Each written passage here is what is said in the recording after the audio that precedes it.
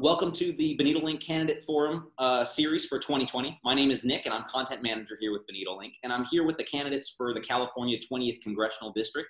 That is Mr. Jeff Gorman and Congressman Jimmy Panetta.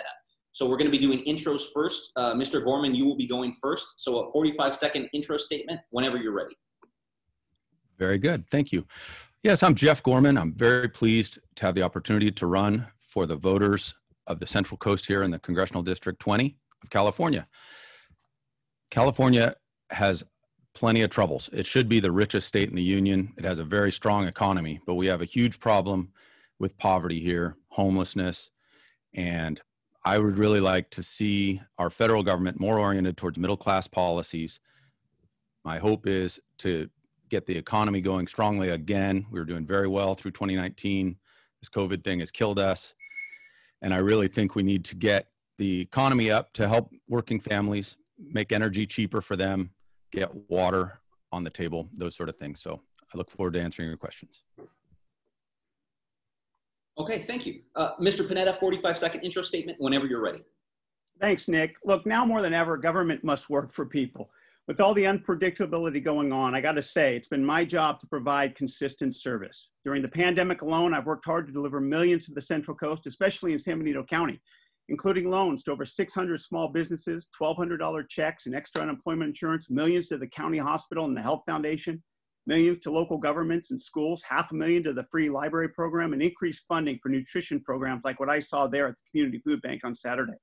When it comes to social justice, we passed the George Floyd Justice and Policing Act. When it comes to our wildfires, I work so that our federal first responders and victims have the federal assistance needed. That type of service is a job. That's why I ran for Congress, why I'm running again, to make government work for you. Thank you.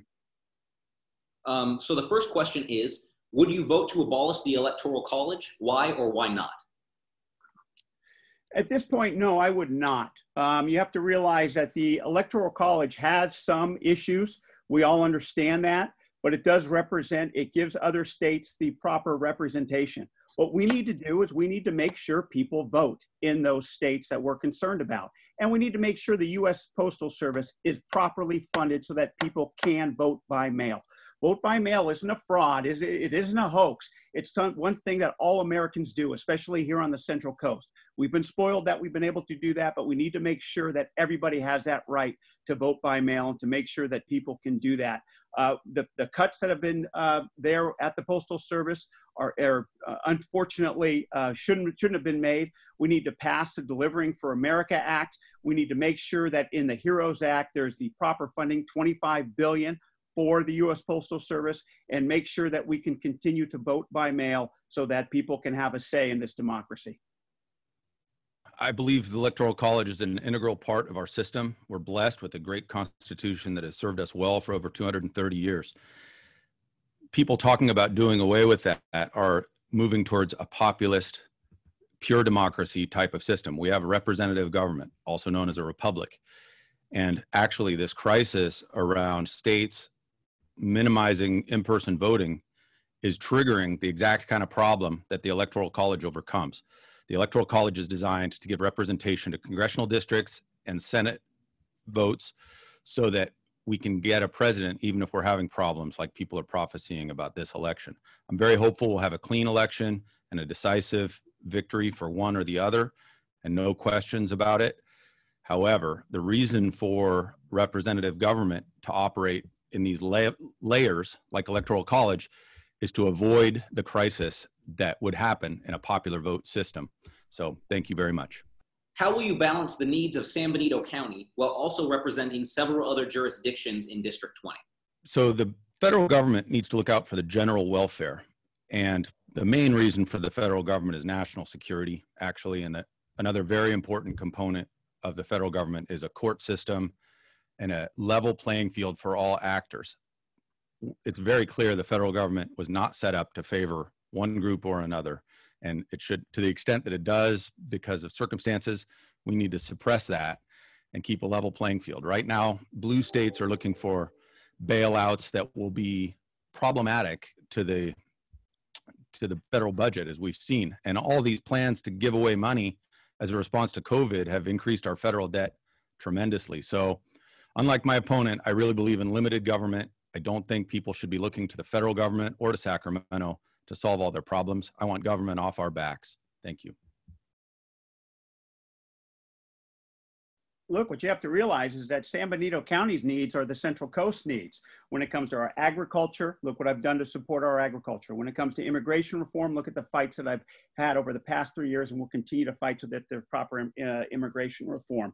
Look, when it comes to our healthcare, look how much money we've got to our San Benito County Health Foundation, as well as the Hazel Hawkins Foundation, and making sure that we got the designation of critical access hospital there for Hazel Hawkins.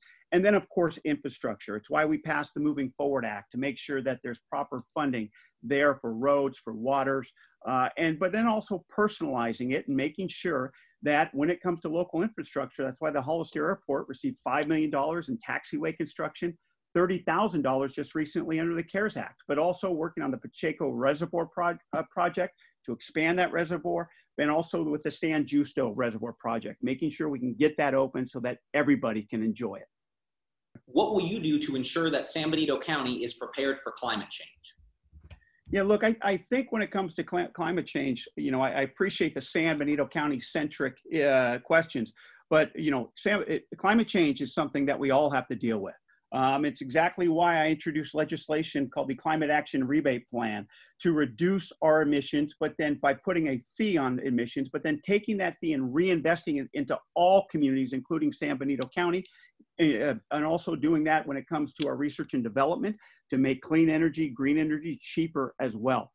We need to make sure that we protect our environment, not just our front yard with the Monterey Bay National Marine Sanctuary, but yes, also our inlands and our federal government. It's why I introduced legislation to stop any new oil drilling and fracking on federal lands.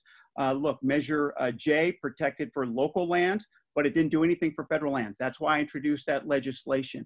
And then it's also dealing with our wildfires, making sure that we not just suppress them, but we have proper legislation like the Wildfire Public Safety Act to prevent wildfires in the future.